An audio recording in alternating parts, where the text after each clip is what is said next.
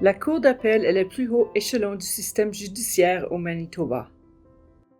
Elle entend les appels interjetés contre les décisions rendues par les autres tribunaux du Manitoba.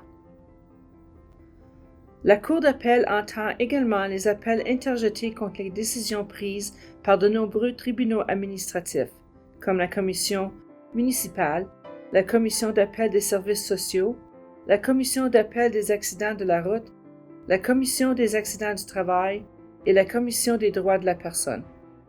Tout le monde n'a pas automatiquement le droit de contester une décision devant la Cour d'appel. Il est souvent nécessaire d'obtenir une autorisation appelée autorisation d'appel. Celle-ci ne peut être accordée que par un juge de la Cour d'appel dans certaines circonstances. Une autorisation d'appel est généralement requise pour contester une décision rendue par un tribunal administratif. Certaines décisions judiciaires en exigent également une. Par exemple, le paragraphe 25.2, alinéa 1 de la loi sur la Cour d'appel exige l'obtention d'une autorisation d'appel pour contester une décision interlocutoire rendue dans le cadre de naissance. Une décision interlocutoire est une décision rendue dans le cadre d'une action en justice, mais qui ne constitue pas la décision définitive. Elle porte souvent sur des questions relatives à la preuve ou à la procédure. Si vous souhaitez contester une décision, vous devez consulter la loi qui s'applique à votre affaire afin de savoir comment procéder. Elle précise s'il existe un droit d'appel ainsi que les conditions à remplir pour obtenir une autorisation d'appel. La loi établit également le délai dans lequel vous devez déposer les documents nécessaires auprès de la Cour d'appel. Faites preuve de vigilance car ce délai est court. 3 facteurs sont pris en considération par le juge de la Cour d'appel pour accorder une autorisation d'appel. Le premier est que l'appel doit porter sur une question de droit ou de compétence. Le deuxième est que l'appel doit avoir une chance raisonnable de succès selon la loi applicable. Le troisième est qu'il doit être suffisamment important pour être examiné par la Cour d'appel. Autrement dit, vous devez expliquer pourquoi le résultat de l'appel revêt une importance non seulement pour vous, mais aussi pour d'autres personnes. Il peut être difficile de comprendre ce qui relève du droit ou de la compétence. Pour traiter d'une question de droit, l'appel doit porter sur un principe juridique. Par exemple, le tribunal a-t-il commis une erreur en n'appliquant pas le bon article de la loi? Pour traiter d'une question de compétence, l'appel doit avoir pour but de déterminer si le décideur avait le pouvoir ou le droit de rendre la décision. Par exemple, le tribunal a-t-il commis une erreur en statuant sur l'affaire d'une manière non autorisée par la loi? Il est très difficile de démontrer qu'un appel ne portera que sur une question de droit ou de compétence. En effet, une décision concerne généralement ce qui s'est passé, c'est-à-dire les faits.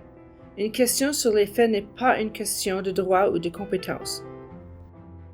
Un juge ne peut accorder une autorisation d'appel au seul motif que le tribunal aurait commis des erreurs au sujet des faits. Pour entamer la procédure de demande d'autorisation d'appel, vous devez remplir un avis de motion. Ce document doit être déposé auprès du greffe de la Cour d'appel dans les délais prévus par la loi, accompagné des frais de dépôt applicables et d'une copie de l'ordonnance ou de la décision que vous souhaitez contester. Voici un exemple d'avis de motion en autorisation d'appel. Votre avis de motion dûment rempli doit respecter ce format, mais contenir les informations spécifiques à votre appel. Par exemple, l'intitulé doit correspondre à celui de l'ordonnance que vous voulez contester. Si vous le souhaitez, vous pouvez obtenir un formulaire vierge d'avis de motion auprès du greffe de la Cour d'appel.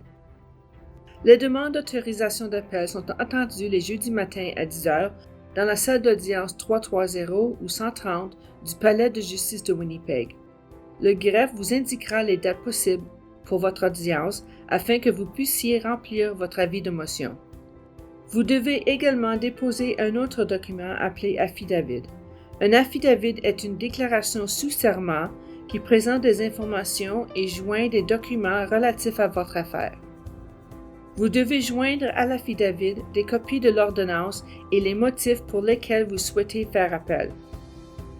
Après avoir déposé l'avis de motion et l'affidavit, vous devez les signifier personnellement aux autres parties et au tribunal, et ce, au plus tard 4 jours avant la date de l'audience.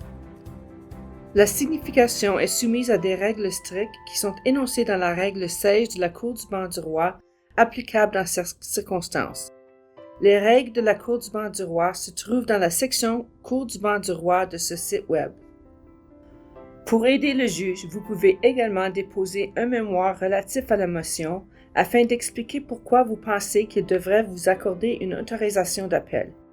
Vous devez impérativement commenter les 3 facteurs que le juge doit prendre en considération. De plus, vous devez signifier la mémoire relative à la motion aux autres parties et au tribunal avant l'audience. Avant l'audience, le juge examinera tous les documents que vous avez déposés ainsi que ceux déposés par les autres parties. Lors de l'audience, on vous demandera si vous souhaitez ajouter quelque chose concernant votre demande. Les autres parties auront également la possibilité de s'adresser au juge. Il se peut que celui-ci vous pose des questions. Le juge rendra sa décision immédiatement ou vous enverra une décision écrite ultérieurement. Une décision qui n'est pas rendue immédiatement est appelée décision en délibéré. Le greffe communiquera avec vous lorsque la décision en délibéré sera prête à être récupérée.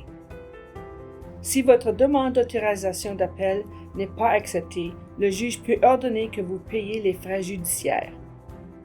Si votre demande d'autorisation d'appel est acceptée, vous devrez préparer et déposer d'autres documents pour l'appel, qui sera entendu par 3 juges de la Cour d'appel.